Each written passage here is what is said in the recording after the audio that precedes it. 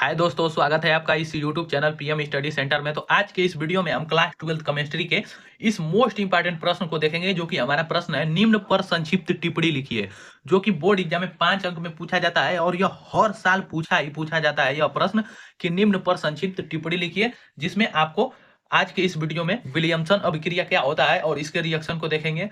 दूसरा है गाटरमान अभिक्रिया किसे कहते हैं, इसका रिएक्शन। तीसरा है हमारा रोजेमुंड अपचयन, टालेन अभिकर्मक और क्लेजन अभिक्रिया। और आज के इस वीडियो में हम इन पांचों अभिक्रियाओं को देखेंगे और आप देख सकते हैं कि यह कितना मोस्ट इंपॉर्टेंट अभिक्रिया है और बोर्ड एग्जाम में पूछे गए हैं। यदि आप इससे पहले वाले हमारे वीडियो को नहीं देखे हैं तो उसे जाकर पहले देखिए, मैं उसमें भी 5 मोस्ट इंपॉर्टेंट अभिक्रिया बताया हूँ। तो चलिए आज के इस वीडियो को शुरू करते हैं। और यदि यह वीडियो पसंद आए तो इसे ज्यादा से ज्यादा लाइक, शेयर और चैनल को सब्सक्राइब करना ना भूलें और वीडियो में पूरे लास्ट तक बने रहिए। तो चलिए वीडियो को स्टार्ट करते हैं। तो हमारा पहला अभिक्रिया रहा विलियमसन अभिक्रिया। विलियमसन अभिक्रिया ये क्या होता है और इसके रिएक्शन को देखेंगे। तो चलिए विलियमसन अभिक्रिया। तो जब सोडियम एथा ऑक्साइड, इसका सूत्र होता है सोडियम एथा ऑक्साइड का कि C2H5ONa। तो जब सोडियम एथा ऑक्साइड को एथिल आयोडाइड के साथ गर्म करने पर डाई एथिल ईथर बनता है, जिसे हम विलियमसन अभिक्रिया कहते हैं। तो विलियमसन अभिक्रिया क्या होता है, तो देखिए जब हम सोडियम एथा ऑक्साइड को डाई एथिल आयोडाइड के साथ गर्म करेंगे तो डाई एथिल ईथर बनेगा, जो कि विलियमसन अभिक्रिया होता है। चलिए इसके रिएक्शन को देखेंगे। तो यहाँ पर कह रहा है जब सोडियम एथाक्साइड, तो सबसे पहले सोडियम एथाक्साइड का सूत्र लिखेंगे। तो ये है हमारा इसका सूत्र C2H5ONa। इसका नाम मैं लिख देता हूँ अभी। यह है हमारा सोडियम एथाक्साइड। तो जब सोडियम एथाक्साइड को एथिल आयोडाइड के साथ गर्म किया जाता है तो एथिल आयोडाइड का सूत्र क्या हो जाएगा, C2H5। ये हमारा एथिल होता है और इसमें हम आयोडीन जोड़ देंगे तो ये हमारा एथिल आयोडाइड का सूत्र हो जाएगा। ये क्या है हमारा एथिल आयोडाइड। तो जब हम सोडियम एथाक्साइड को एथिल आयोडाइड के साथ क्या करते हैं, तो गर्म करते हैं, तो हमारा डाई एथिल ईथर बनता है। डाई एथिल ईथर का सूत्र हो जाएगा C2H5 का होल ट्वाइस। देखिए यहाँ पर C2H5O का ये हमारा होल ट्वाइस हो जाएगा।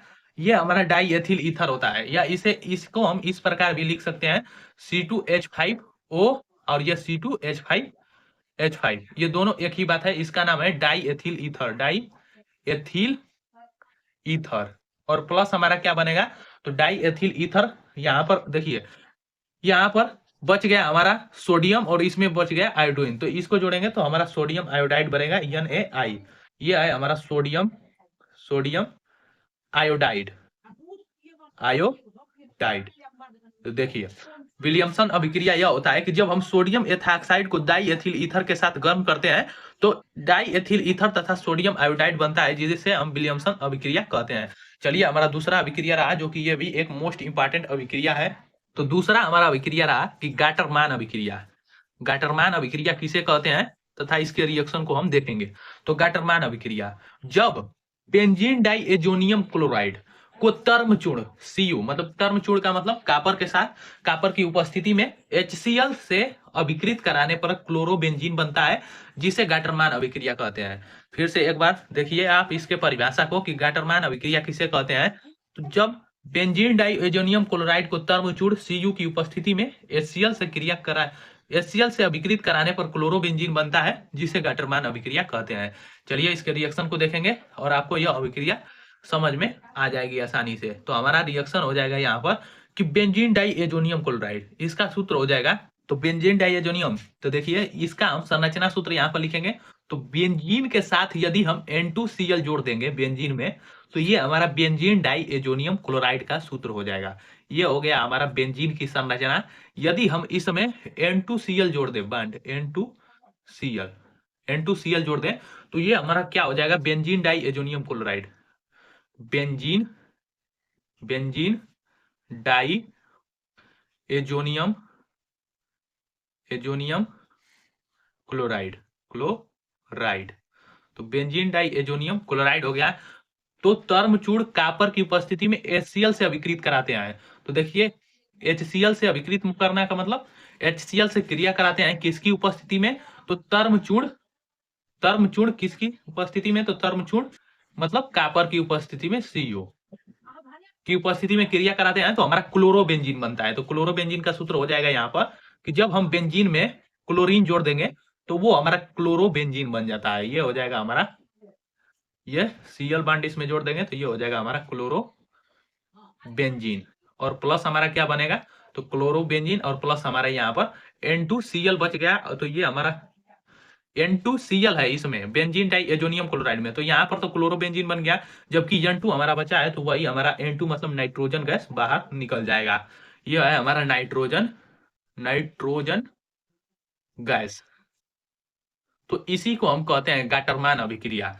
तो गाटरमान अभिक्रिया क्या होता है, जब बेंजीन डाई एजोनियम क्लोराइड को HCl से क्रिया कराते हैं तर्मचूर्ण कापर की उपस्थिति में तो क्लोरोबेंजीन बनता है और नाइट्रोजन गैस बाहर निकल जाता है, जिसे हम गाटरमान अभिक्रिया कहते हैं। चलिए अगला हमारा मोस्ट इंपॉर्टेंट अभिक्रिया रहा, तो तीसरा हमारा अभिक्रिया रहा रोजेमुंड अपचयन। रोजेमुंड अपचयन मोस्ट इंपॉर्टेंट है क्योंकि बोर्ड एग्जाम में पूछा जाने वाला, हर साल किसी न किसी सेट में जरूर पूछा जाता है। तो देखिए रोजेमुंड अपचयन किसे कहते हैं, तो बेंजाइल क्लोराइड का सूत्र है C6H5COCl का उबलती हुई जाइलिन में बेरियम सल्फेट BaSO4 पर आधारित पैलेडियम का सूत्र हो जाएगा पीबी से लेड होता है। तो उत्प्रेरक की उपस्थिति में हाइड्रोजन द्वारा अपचयन कराने पर बेंजल्डिहाइड C6H5CHO बनता है।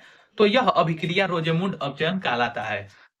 उम्मीद करता हूं कि आपको रोजेमुंड अपचयन समझ में आया होगा। देखिए एक बार फिर परिभाषा देखेंगे तो देखिए, जब बेंजाइल क्लोराइड का उबलती हुई जाइलिन में बेरियम सल्फेट पर आधारित पैलेडियम उत्प्रेरक की उपस्थिति में हाइड्रोजन द्वारा अपचयन कराने पर, अपचयन का मतलब हो जाएगा कि हाइड्रोजन से क्रिया कराने पर बेंजल्डिहाइड बनता है, यह अभिक्रिया रोजेमुंड अपचयन कहलाता है।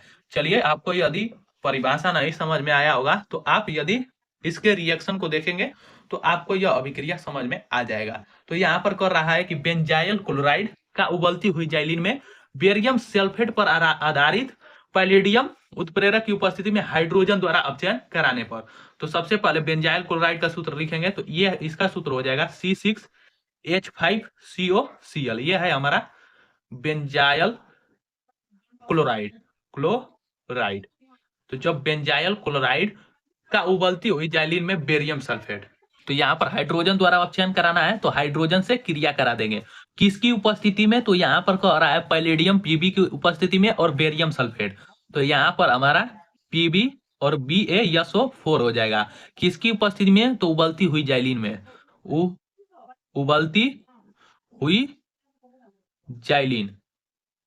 उबलती हुई जाइलिन। देखिए यहाँ पर परिभाषा में लिखा गया है कि उबलती हुई जाइलिन बेरियम सल्फेट और पैलेडियम उत्प्रेरक की उपस्थिति में हाइड्रोजन से अपचयन कराएंगे तो हमारा बेंजल्डिहाइड बनेगा, जिसे हम रोजेमुंड अपचयन कहते हैं। तो बेंजल्डिहाइड का सूत्र हो जाएगा C6H5CHO। ये है हमारा बेंजल्डिहाइड। और हमारा प्लस क्या बनेगा, तो प्लस हमारा HCl मतलब हाइड्रोक्लोरिक अम्ल बनेगा। तो जब हम बेंजाइल क्लोराइड की क्रिया हाइड्रोजन द्वारा कराएंगे किसकी उपस्थिति में, तो उबलती हुई जाइलिन की उपस्थिति में या पैलेडियम या बेरियम सल्फेट की उपस्थिति में, यहाँ पर BaSO4 है, यहाँ पर बेरियम सल्फेट का सूत्र होगा BaSO4। इसकी उपस्थिति में क्रिया कराएंगे तो हमारा बेंजल्डिहाइड बनेगा और हाइड्रोक्लोरिक अम्ल बाहर निकलेगा, जो कि रोजेमुंड अपचयन कहलाता है। चलिए हमारा अगला अभिक्रिया रहा टालेन अभिकर्मक, जो कि हर साल बोर्ड एग्जाम में पूछा जाता है टालेन अभिकर्मक। और यह मोस्ट इंपॉर्टेंट रिएक्शन है टालेन अभिकर्मक, क्योंकि अधिकतर बार यह बोर्ड एग्जाम में पूछा गया है। तो इसका परिभाषा है कि सिल्वर नाइट्रेट तथा अमोनियम हाइड्रोक्साइड, सिल्वर नाइट्रेट का सूत्र हो जाएगा AgNO3 और यहाँ पर अमोनियम हाइड्रोक्साइड का सूत्र होगा NH4OH के विलयन को टालेन अभिकर्मक कहते हैं। टालेन अभिकर्मक एल्डिहाइड से क्रिया करके रजत दर्पण बनाता है और इसके द्वारा एल्डिहाइड समूह की जांच होती है। तो चलिए इसके रिएक्शन को देखेंगे। टालेन अभिकर्मक किसे कहा जाता है, तो टालेन अभिकर्मक Ag2O को कहते हैं। तो कह रहा है कि टालेन अभिकर्मक एल्डिहाइड से क्रिया करके, तो एल्डिहाइड का क्या सूत्र हो जाएगा, तो यहाँ पर हम एसिड एल्डिहाइड ले लेंगे तो CH3CHO। ये है हमारा एसिड एल्डिहाइड। तो जब हम एसिड एल्डिहाइड की क्रिया टालेन अभिकर्मक Ag2O ये हमारा टैलेन अभिकर्मक कहलाता है, टैलेन अभिकर्मक। तो जब हम एल्डिहाइड की क्रिया टैलेन अभिकर्मक से करते हैं तो क्या बनता है, यहाँ पर रजत दर्पण बनता है, जिसे हम टैलेन अभिकर्मक कहते हैं। और उसके साथ साथ हमारा कार्बोक्सिलिक अम्ल भी बनता है। तो यहाँ पर हमारा हो जाएगा CH3COOH, ये है हमारा कार्बोक्सिलिक अम्ल अम्ल प्लस रजत दर्पण। रजत दर्पण का सूत्र हो जाएगा Ag से हमारा होता है रजत, मतलब सिल्वर, रजत दर्पण।